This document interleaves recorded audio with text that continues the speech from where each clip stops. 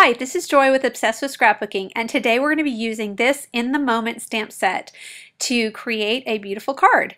This stamp set coordinates with the Close to My Heart Artbooking cartridge, and in a minute you'll see this frame I'm going to be cutting out. I'm cutting it at 3 inches. That is what it says on the stamp set. It even tells you what page 47. I'm going to use the real dial size. That way I'm going to get exactly the right size, and I'm going to go ahead, load my paper. I'm looking for my feature key. That's the icon feature key. I press that, and then I go ahead and I press the image key. And I hit cut. And here we go. I love these voiceovers. Sometimes I move faster on the voiceovers, sometimes slower. Okay, I'm going to layer that with a second color with purple, and I cut the purple out at 3 1/4 inch. So I'm going to go ahead and dial in 3 1/4. As you can see, and then I just hit repeat last and cut again. Yay! So easy, easy, easy for you guys to see. I love that repeat last button. I think I was talking to you guys about that yesterday. Anyway, there you go. There's my layered piece. And finally, I need to cut that white center because that's where I'm going to also stamp. The stamp set has a stamp that fits perfectly in that oval. So what I'm going to do is load that up.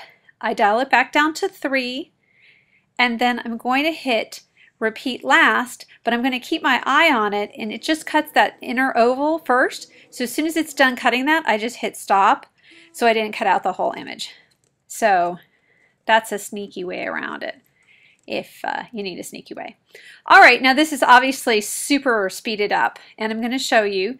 I went ahead and have cut out that piece, and now I've stamped it. I decided it didn't look very good. So remember, people, there's always 2 sides to your image, as long as you don't have any real symmetry problems, but in that case there's 2 sides, so no big deal. Then I'm going to go ahead and ink up the layered fancy piece. Sorry, my head's in the way. It's really hard to center it correctly without really kind of putting your head over the top of it. But see, all done. Yay! Love it when it works out. All right, and now I'm going to go ahead and cut my card background. I'm cutting this at 4 by 5 1/4. That fits on a standard A2 size card, which is 4 1/4 by 5 1/2. So I'm cutting this at 4 1/4 by 5 1/2 because I'll mount this on the front of my card. And that's my background piece. As you can see, I thought that blue kind of brought out the blue in the paper. The paper is the Laughing Lola paper pack from Close to My Heart. Here I decided what I was going to use for a strip, and I did that at 1 1/4. Sometimes it helps to line up your cut to make sure you did that. And I figured that needed another backing to it, that 1 1/4 inch strip. So I'm going to cut another strip at 1 1/2 in this purple to back it with, just to give it a little oomph, because otherwise it was sort of not standing out enough, I didn't think. See? There you go. Awesome. Now I'm going to go ahead and cut my card. I'm just using white Georgia Pacific cardstock, which I cut at 4 1/4, and now I just score it to create the card. And I'm going to go ahead and get these pieces glued together using, or stuck together if you will, using my Scotch ATG gun. Again, you can get that at Michael's. I think you can also get it at Joann's. You can for sure get it online. It's the Scotch ATG 714, and that tape is awesome. It comes in huge amounts. It's like 36 yards instead of feet, which is what you typically get.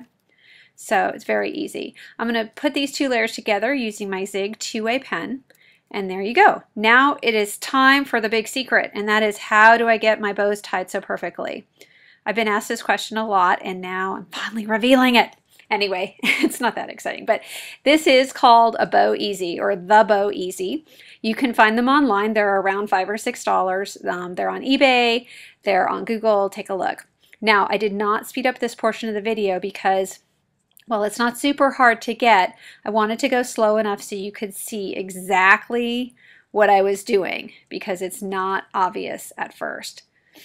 Each one of these little sticky outy parts, don't you love that word, sticky outy? Okay, on each side, there's a series of these they almost look like teeth. I don't know what you'd call them. And they make different size bows. The section I'm using is the second to largest section, and I have to tell you that's the one I use 99% of the time. But you can make all sizes bows, and it accommodates larger ribbon and whatnot. But I wanted to show you, that's the tricky part right there that I just did. That's hard to explain. You can't write it down. You know, that's the part that usually gives people fits. But this is the secret to the perfect bow. Now I kind of yank on it, and if I had ribbon that was polka dotted, I would start maneuvering it so that the polka dots both faced out. You know what I mean? Or, you know, they had the same design going the same way on the tails. So now I just trim the tails with some pinking shears. I like pinking shears because then the ribbon doesn't fray. So that was the big secret, guys. I hope you liked it. And now I just used some pop dots to pop up the sentiment. I don't know where I got those pop dots, but they have pop dots everywhere at every craft store, so shouldn't it be hard for you to find. Now I'm just going to stick this down to the card front and pop dot my main focal point on there. And then I'm going to also use some glue dots, or a glue dot, to get my ribbon stuck down. Here's the secret with glue dots. Put your item onto the glue dot on the roll like I just did, and then pull it off. Do not get the glue dot stuck with your hand. Okay, then I just cut a quick inch piece to line the inside. I'm going to go ahead and stick that down. I just thought I'd do a little something on the inside. I like this stamp set. There's a lot of different sentiments on it, and there's kind of a big one. Oh, so what was that? That was, I was actually seasoning my stamp by stamping it on my arm. I saw that at convention. It's kind of odd, but it actually works. So there you go. Thank you so much for watching. Have a wonderful day. I appreciate you guys. Take care.